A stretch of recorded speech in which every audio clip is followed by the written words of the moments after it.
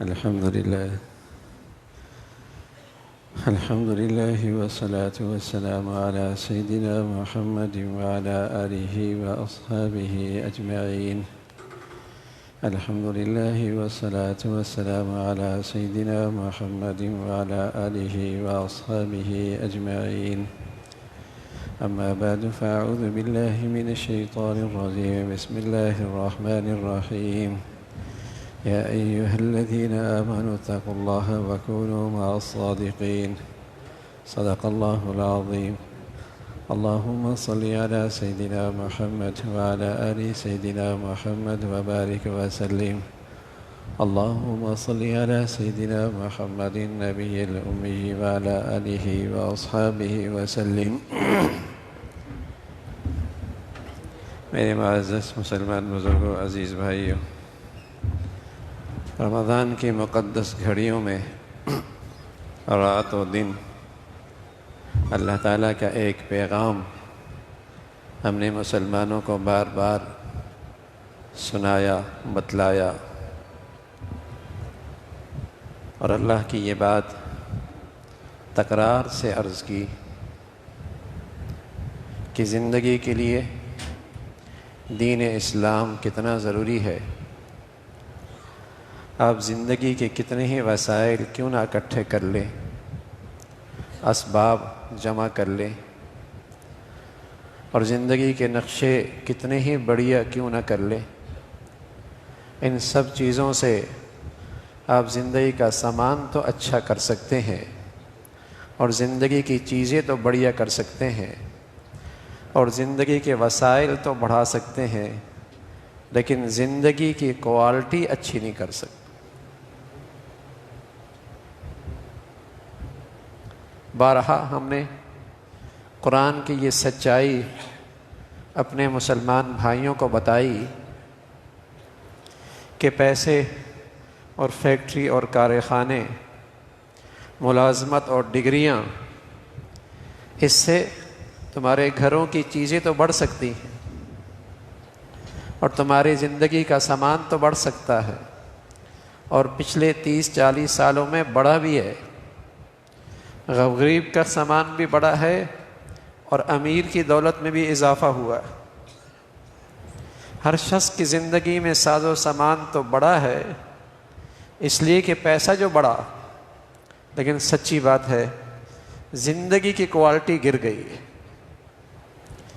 ایسا نہیں کہ راحت کی چیزیں بڑھی ہوں تو راحت بھی بڑھ گئی ہو، سکون کے نقشے اچھے ہو گئے ہوں تو سکون بھی بہت اچھا ہو گیا ہو، گھروں میں تحفے تحائف بہت قیمتی آ گئے ہوں تو محبتیں بھی بڑھ گئی ہوں، بازاروں کا ساز و سامان بہت بڑھیا ہو گیا ہو تو وہاں سچائی اور دیانت بھی آ گئی ہو، وہاں کی عمارتیں بلند و بالا بن گئیں تو وہاں خیرخوائی اور انسانیت بھی ہری بھری ہو گئی.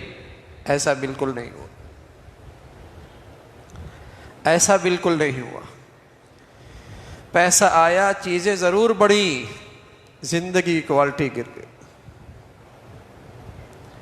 زندگی کا معیار گرتا چلا گیا. اس کے لیے اللہ کا دین اور اس سچائی کے پیچھے اللہ کی ذات، اللہ کا قرآن، اللہ کے حبیب کی زندگی، کہ اگر زندگی کی کوالٹی اچھی کرنا چاہتے ہو تو پھر اپنی زندگی میں دین لانا ہو، پھر اپنی زندگی میں دین لانا ہوگا. اور عرض کیا تھا کہ ہماری مثال اس بوڑھے کی طرح ہے جو گلی میں ہیرا تلاش کر رہا ہے، جو گلی میں ہیرا تلاش کر رہا ہے، اور جب بہت دیر ہوئی ہیرا تلاش کرتے کرتے تو نوجوان نے پوچھ لیا بڑے میاں گما کیا ہے؟ کہا بیٹے ہیرا گما ہے. وہ بھی تلاش کرنے لگا. جب بہت دیر ہوئی تو نوجوان نے پوچھا بڑے میاں یہ ہیرا گما کہاں ہے؟ بڑے میاں کہنے لگے بیٹے گما تو گھر میں ہے لیکن وہاں اندھیرا بہت ہے، باہر تلاش کر رہا ہوں، یہاں روشنی بہت ہے. یہی کہیں گے بڑی میاں کی عمر کا تقاضا ہوگا، عقل سٹیا گئی ہوگی، دماغ کمزور ہو چکا ہوگا، اس لیے یہ فلسفہ پیش کر رہے ہیں کہ گما تو اندر ہے، اندھیرا وہاں بہت ہے، باہر اس لیے تلاش کر رہا ہوں کہ یہاں روشنی بہت ہے۔ آج دنیا کے اسٹیج پہ یہی کھیل دکھایا جا رہا ہے۔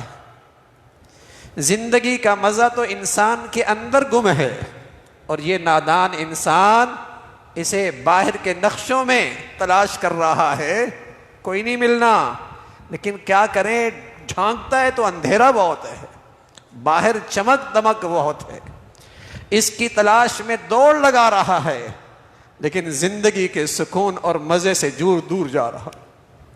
جیسے وہ بڑے میاں ساری زندگی بھی ڈھونڈتے رہتے ہیں، ہیرا میں کوئی نہیں ملنا تھا، یہ نادان انسان ساری زندگی بھی دوڑتا رہے، اسے زندگی کا لطف نہیں ملنا، جہاں کی چیز گمی ہے وہیں ملے گی۔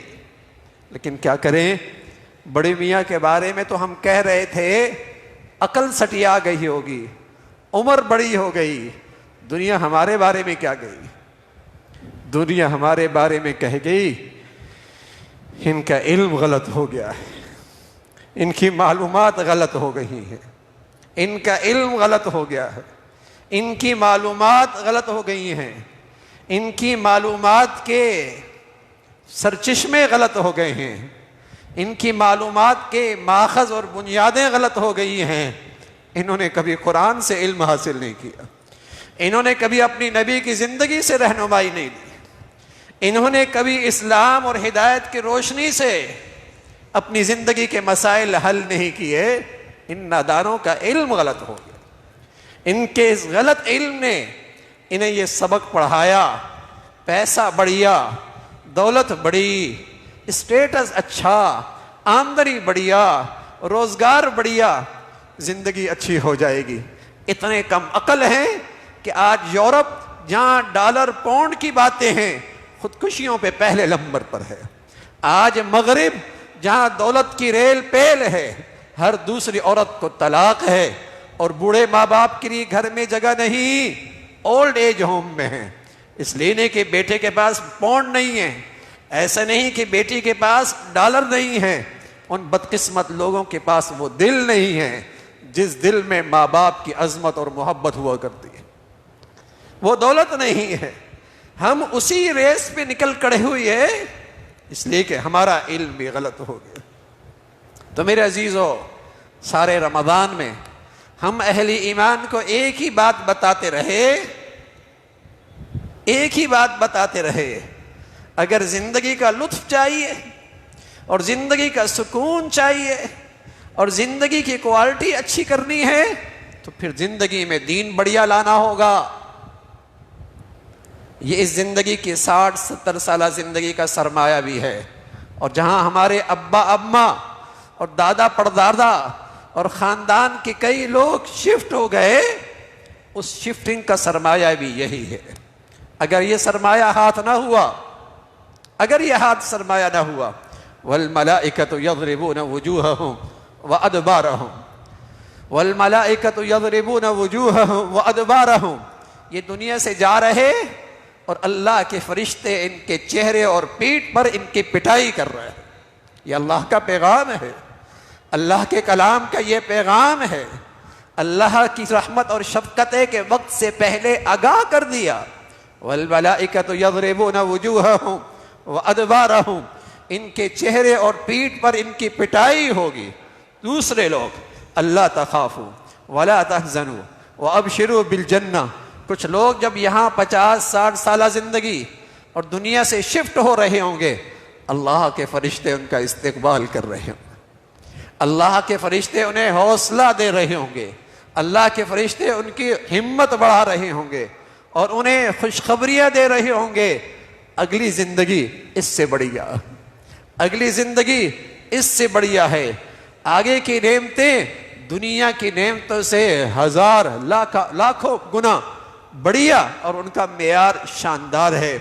تو دونوں قسم کے لوگ یہاں سے شفٹ ہوں گے۔ میرے عزیزو، کچھ نہیں کام آنا، کچھ نہیں کام ہونا یہ زندگی کے نقشے، نہ یہ نقشے میری زندگی کی یہ کوالٹی اچھی کر سکتے ہیں، نہ میری موت اچھی کر سکتے ہیں۔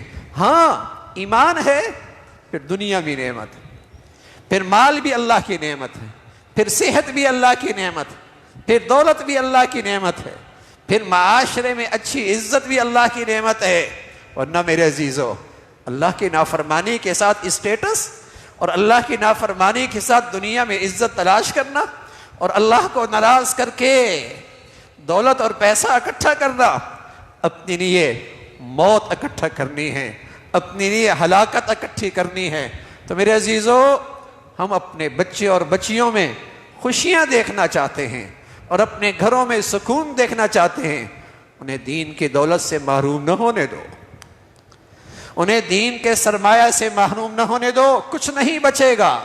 آج ہم اپنی نجی زندگی میں، اپنی گھریلو زندگی میں، اپنی ذاتی زندگی میں اور اپنے معاشرے اور قومی سطح پر جن مصائب اور من مسائل سے اور جن مصیبتوں سے دوچار ہیں، اگر اس کا ایک بات عرض کی جائے، ایک ہی بات، وہ ہے ہم دین اسلام سے بہت دور جا نکلے، ہم دین اسلام سے بہت دور جا نکلے۔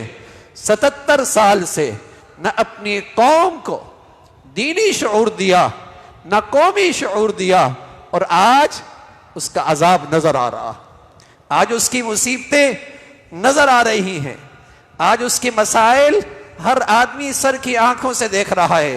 77 سال سے ہیں، ہم نے دین کی حوصلہ افزائی نہیں کی، راستے میں روڑے اٹکائے، قومی سطح پہ اپنی قوم کو دین سے دور رکھنے کی ہر سازش اور ہر فکر اختیار کی، اور ہر بے دین کو اور ہر لا دین کو اور ہر دنیا گناہوں کی دل دادا کو انہیں ہم اپنے معاشرے میں، سوسائٹی میں عزت دی، آگے بڑھایا، مضبوط کیا۔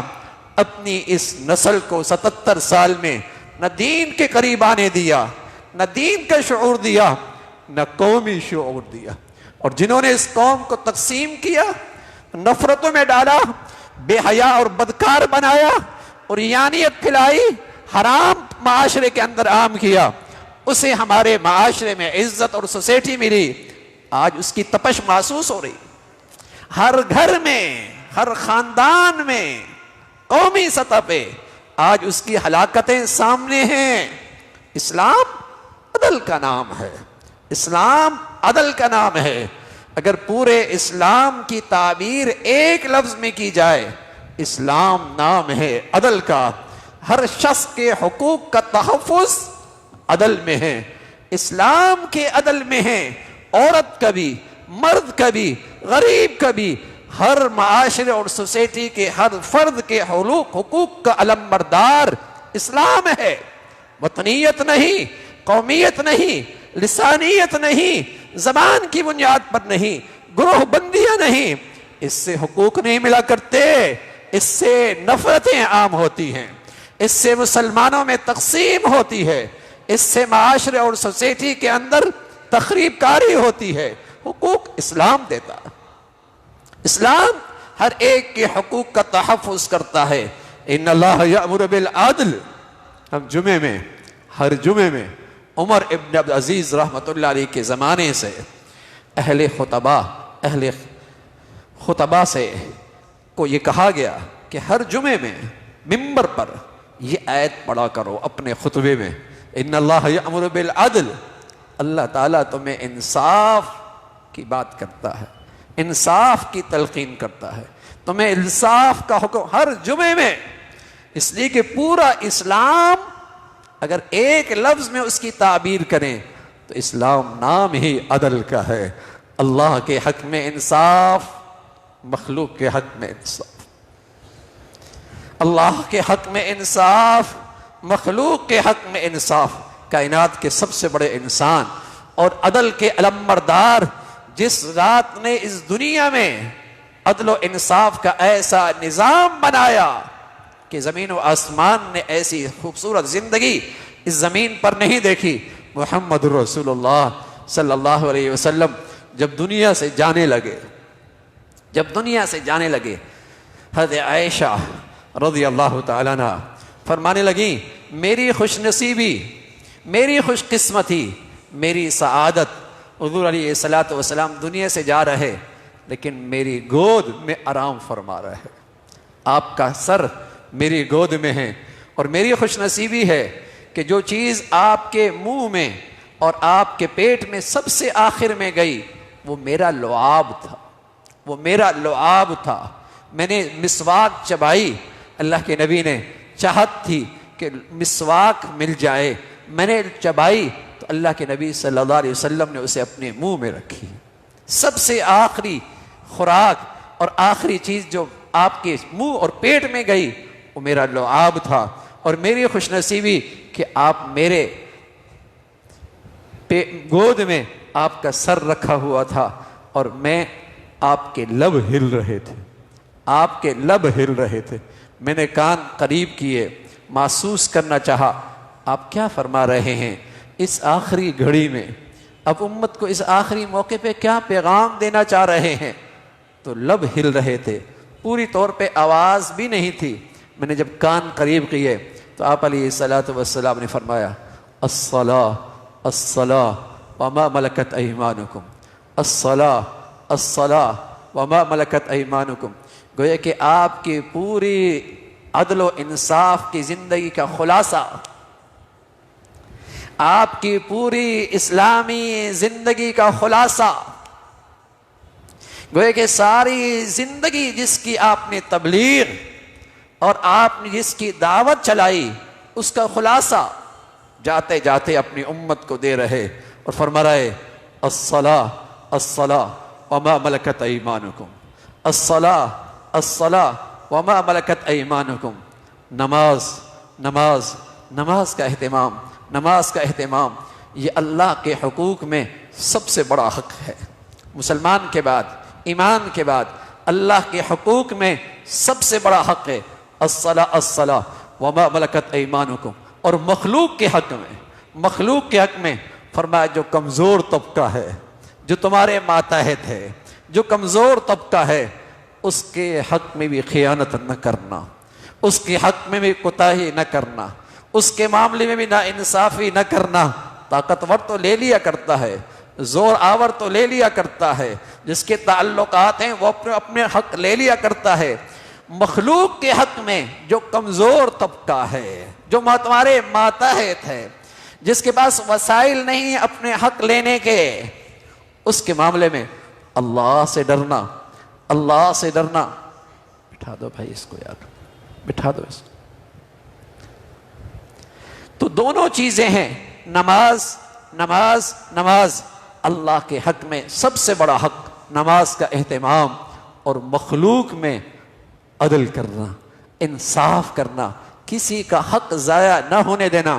تو میرے عزیزو, رمضان کی برکتیں چاہیے, رمضان کی زندگی چاہیے, تو کم از کم اگر اپنے نبی کی ان دو چیزوں پر بھی اہتمام ہو جائے, ان دو چیزوں پر بھی کچھ بھی ہو جائے, زندگی کے کسی مشغلے میں ہو اور دنیا کے کسی کونے میں ہو, سفر میں ہو, حضر میں ہو, سفر میں, صحت میں ہو, بیماری میں ہو, کہیں ہو, نماز نہیں چھوڑ, نماز نہیں چھوڑ. اپنے نبی کی زندگی کی آخری نصیحت کی لاج رکھ لو, بہت کچھ مل جائے گا. اپنی نبی کی دنیا سے جاتے جاتے آخری وصیت کی لاج رکھ لو, نبی کی شفاعت سے محروم نہیں ہوں گے, نبی کے ہاتھوں سے حوض کوثر میں پانی پینے سے محروم نہیں ہوں گے. اپنے بچوں کو بھی اس پہ لے کے آؤ, اپنی بچیوں کو بھی اس پہ لے کے آؤ. دنیا کی کسی کونے میں ہو, نماز نہیں چھوڑیں. سفر میں ہے, حضر میں ہے, فلائٹ میں ہے, گاڑی میں ہے, ایئرپورٹ پہ ہیں, بستر پہ ہیں, اسلام نے نماز کی معافی نہیں رکھی, آسانی رکھی ہے. سفر میں کم کر سکتے ہو, مختصر کر سکتے ہو, تم بستر پر اشاروں سے پڑھ سکتے ہو, تیمم کر سکتے ہو, بغیر پانی کے تمہاری نماز ہو سکتی ہے, بغیر کھڑے تمہاری نماز ہو سکتی ہے, بغیر بیٹھے تمہاری نماز ہو سکتی ہے. لیکن جب تک تم مسلمان ہو تم نماز نہیں چھوڑ سکتے, نماز نہیں چھوڑ سکتے. کافر نماز چھوڑتا ہے, مشرک نماز چھوڑتا ہے, ہندو عیسائی نماز نہیں پڑھتا, سکھ اور لا مذہب نماز نہیں پڑھتے. مسلمان کالج میں ہے, یونیورسٹی میں ہے, کہیں ہے, بازار اور دفتر میں ہے, مسلمان نماز نہیں چھوڑتا.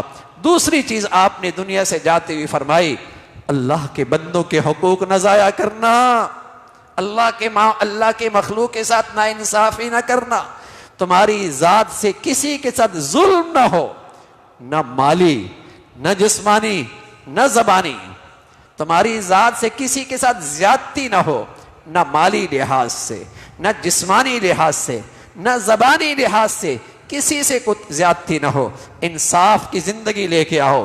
اور اگر رات سونے سے پہلے جو کوتاہی ہو گئی، اللہ سے روزانہ سچے دل سے معافی مانگ لو، رات سونے سے پہلے روزانہ سچے دل سے اللہ سے معافی مانگ لو۔ تو میرے عزیزو، اگر ان تین چیزوں کا اپنی زندگی کے معمول بنا لو، انشاءاللہ اسلام کی زندگی میں ترقی ہوگی، ایمان کی زندگی میں ترقی ہوگی، اور پھر کیا ہوگا؟ دنیا کا جینا بھی پر لطف ہوگا، اور دنیا سے جانا اس دنیا کے میں رہنے سے زیادہ خوبصورت ہوگا، اس دنیا سے جانا اس دنیا میں رہنے سے زیادہ خوبصورت ہوگا۔ اللہ تعالیٰ بھائی ان نصائح پر اور ان باتوں پر عمل کی توفیق نصیب فرمائے۔ وآخر دعوانا الحمدللہ رب العالمین۔